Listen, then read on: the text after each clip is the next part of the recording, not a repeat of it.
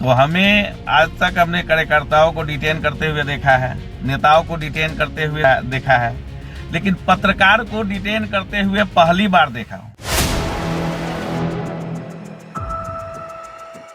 नमस्कार, मैं सुष्मिता मिश्रा और आज की ये खबर सुनकर आपके रोंगटे खड़े हो जाएंगे। एक तरफ मंच से प्रधानमंत्री नरेंद्र मोदी बिहार की जनता को मीठी बोली और लीची की मिठास का गुणगान करते हुए नजर आए, लेकिन दूसरी तरफ उसी बिहार के मुजफ्फरपुर में लोकतंत्र की कड़वी सच्चाई पर ताला जड़ दिया गया, क्योंकि जब प्रधानमंत्री की रैली थी तब बिहार की मिट्टी में सच्चाई की आवाज को नजरबंद कर दिया गया था।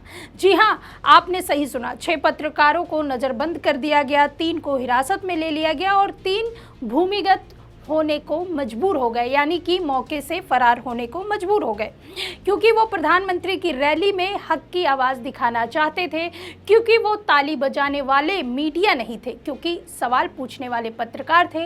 मुजफ्फरपुर की यह रैली में मोदी जी कह रहे थे कि यहाँ की जनता जितनी मीठी है, यहाँ की लीची उतनी मीठी है। लेकिन सवाल उठता है, क्या लोकतंत्र की मिठास अब केवल भाषणों तक ही सीमित है? क्या सच्चाई दिखाने वाले को अब जेल और नजरबंदी ही इनाम है?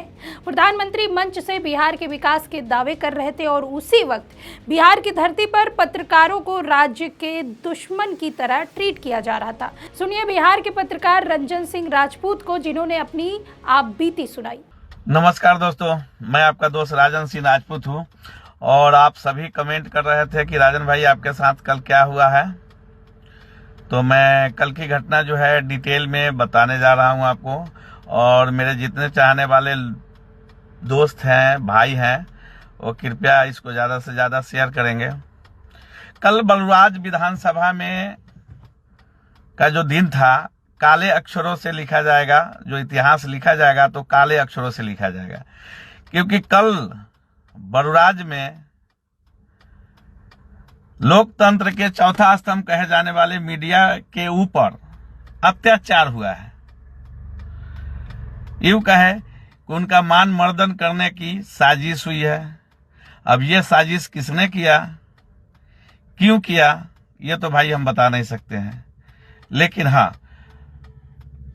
मुजफ्फरपुर पुलिस और बलराज पुलिस जिस तरीके से हमारे साथ या हमारे साथियों के साथ पेश आई और हमें घर से डिटेन किया और लगभग आज दिन के 2 बजे तक मुझे थाने में बैठा के रखा। मेरे कम्युनिकेशन के सारे जो चीज है उसको रख लिया गया और मुझे सारे बाहरी दुनिया से काट दिया गया। और जब इससे पे हमने पूछा कि भाई हमारी गलती क्या है, तो हमें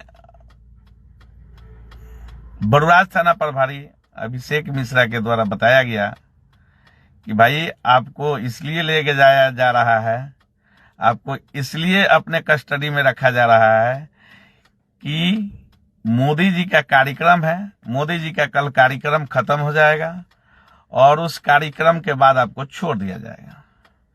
लेकिन जिस तरीके से बलराज पुलिस मेरे घर पे रात को 12 बजे गई, और वो भी 1-2 की संख्या में नहीं, लगभग 3 सेक्शन फोर्स था, जिसमें एसएसबी जवान 1 गाड़ी थे, बलराज पुलिस की 2 गाड़ियां थी, उसमें सब में जवान भरे हुए थे, और मेरे पिताजी से ग्रिल खुलवाया गया और पुलिस मेरे बेडरूम तक पहुंच गई। मैंने कहा भाई साहब बात क्या है, इतनी रात के क्यों आ गए? मैं तो कोई अपराधी हूं नहीं, आज तक मेरे ऊपर 107 नहीं हुआ है और आप इतनी भारी दल बल के साथ मेरे घर पे पहुंच गए। तो उन्होंने कहा कि एसपी साहब से मिलना है। बोली इतनी रात में एसपी साहब हमसे क्यों मिलेंगे भाई? तो उन्होंने कहा कि नहीं चलिए समझ जाइएगा, क्यों मिलेंगे, काहे मिलेंगे, सब समझ जाएंगे। तुम कहले ठीक है भाई, मैं कपड़ा पहन लेता हूँ फिर चलता हूँ।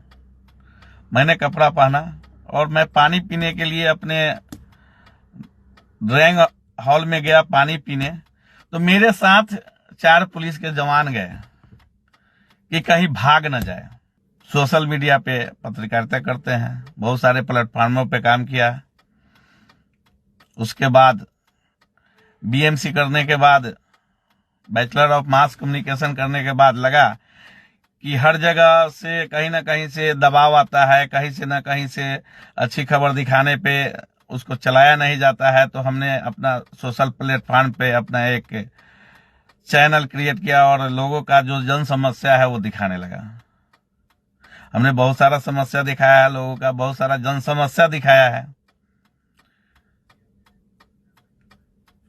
लेकिन मुझे ये अभी तक पता नहीं चला कि मोदी जी यहां आए तो मोदी जी मुझसे क्यों डर गए। मैंने मोदी जी का पर्सनली कुछ किया नहीं, मैंने मोदी जी के खिलाफ कुछ बोला नहीं, मैंने मोदी जी के खिलाफ कुछ चलाया नहीं। तो मोदी जी को मुझसे इतना डर क्यों लग गया?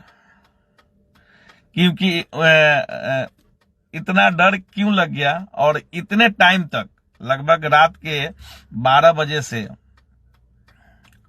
दिन के 2 बजे तक, मुझे पहले अपने बरवाज थाना के जो प्रभारी हैं वो आगे लेके जाते हैं, उसके बाद आगे लेके जाने के बाद फिर कथैया थाना में हमको शिफ्ट करते हैं, और कथैया थाना को सुपुर्द करने के बाद वो चले जाते हैं। और मुझे बस यही बताया जाता है कि भाई आपको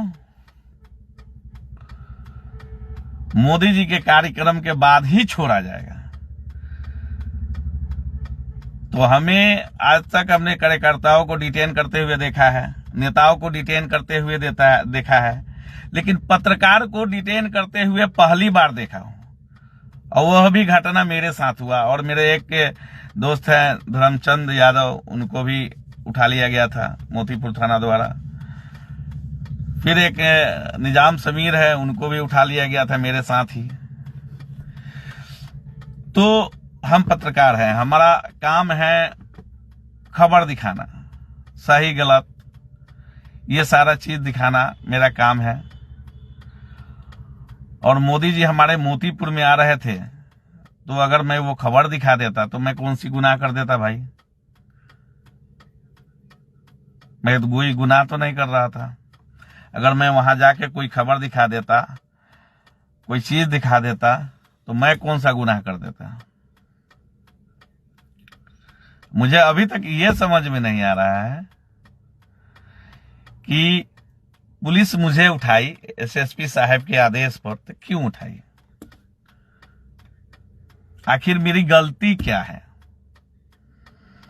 लोग सत्ता से ही सवाल करते हैं, कहीं जन समस्या है वही दिखाते हैं। पत्रकार का काम ही होता है वही दिखाना, सत्ता से सवाल करना।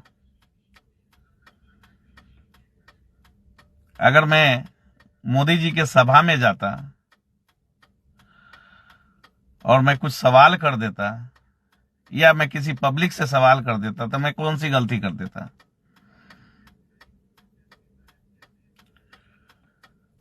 मुझे जब पुलिस पकड़ने आई थी बरवाज थाना के, तो मुझे लगा कि मैं कोई बड़ा अपराधी हूं। मुझे उस समय ये फील हो रहा था कि जिस तरीके से बड़े अपराधियों को पुलिस पकड़ने जाती है, उस तरीके से मेरे घर आई थी।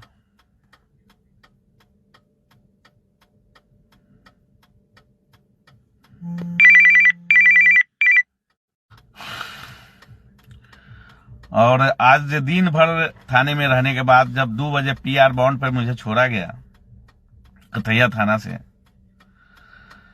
तो मुझे वो दिन याद आ गया जिस समय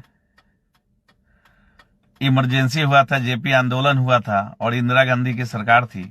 उस समय सभी को उठा उठा के जेल में भरा जा रहा था। मुझे बस वही दिन याद आ गया था कि भाई मेरी गलती क्या है। अगर मैं कोई गलती किया होता तो समझ में आता भाई ये गलती, मैंने ये गलती किया है, मैंने ये गलती किया है, मैंने ये गलती किया है। मेरे साथ जो कल रात घटना घटी उसका फुल डिटेल मैं आपको बता चुका हूं। आप भाई सबका रिक्वेस्ट हो रहा था कि भाई क्या हुआ था, क्या हुआ था। जब मैंने पोस्ट किया था कि मेरे साथ मोदी जी डर गए, तो बार बार लोगों का कमेंट भी आ रहा था, लोग फोन भी कर रहे थे। मेरे बहुत सारे दोस्त, मेरे बहुत सारे भाई, मेरे बहुत सारे अपने लोग, मेरे बहुत सारे चाहने वाले जो थे वो लगातार फोन कर रहे थे कि भाई क्या हो गया, कैसे हो गया। अब मुझे अभी तक पता नहीं है भाई कि ये क्या हुआ और कैसे हुआ। इनका जुर्म सिर्फ इतना था कि ये लोग मुजफ्फरपुर की चीनी मिलों के मजदूरों की आवाज बनना चाहते थे।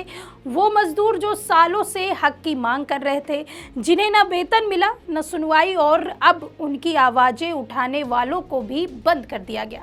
जरा सोचिए, ये वही बिहार है जहां कभी नारा गूंजता था जय लोकतंत्र, और आज वही बिहार बोल रहा है चुप रहो वरना नजरबंद कर दिए जाओगे। नीतीश कुमार तो खुद लोकतंत्र के पुरोधा कहलाते थे। नीतीश कुमार कहते भी थे न्याय के साथ विकास। फिर आज न्याय कहाँ है? क्या बिहार की पुलिस बीजेपी की आईटी सेल बन चुकी है? क्या खुफिया ब्यूरो अब पत्रकारों की नजरबंदी के लिए काम करेगा?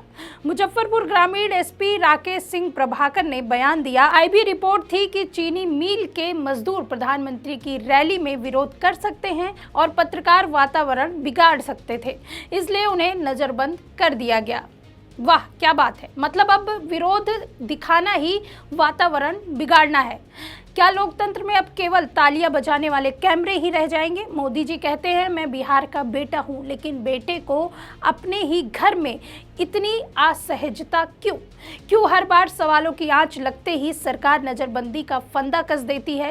क्या ये है अमृतकाल का भारत, जहां पत्रकारों को रात 1 बजे घर से उठाया जाता है और अगली रात 1 बजे रिहा कर दिया जाता है? क्या यही है डबल इंजन की सरकार, जो जनता की नहीं सिर्फ प्रचार की आवाज सुनना चाहती है? मोदी जी मंच से लोकतंत्र की बात करते हैं और नीतीश जी मंच से नीति शास्त्र की, लेकिन जब बात आती है सच्चाई बोलने की तो दोनों के शासन में एक ही चीज दिखाई देती है, सेंसरशिप और डर। मुजफ्फरपुर में सिर्फ पत्रकार नहीं बल्कि लोकतंत्र नजरबंद हुआ। वो लोकतंत्र जो संविधान ने हमें दिया, वो लोकतंत्र जो सवाल पूछने का हक देता है। और याद रखिए, जो सत्ता सवालों से डरने लगे वो सत्ता नहीं, तानाशाही का आगाज होता है। बिहार की लीची मीठी है, लेकिन अब सच्चाई का स्वाद कड़वा हो गया है, क्योंकि जहां पत्रकारों को नजरबंद किया जाए वहां लोकतंत्र नहीं, डर का राज चलता है। फिलहाल इस खबर में आपकी क्या राय है? कमेंट करके अपनी राय जरूर बताइए। देखते रहिए 4 PM यूपी। मैं सुष्मिता, नमस्कार।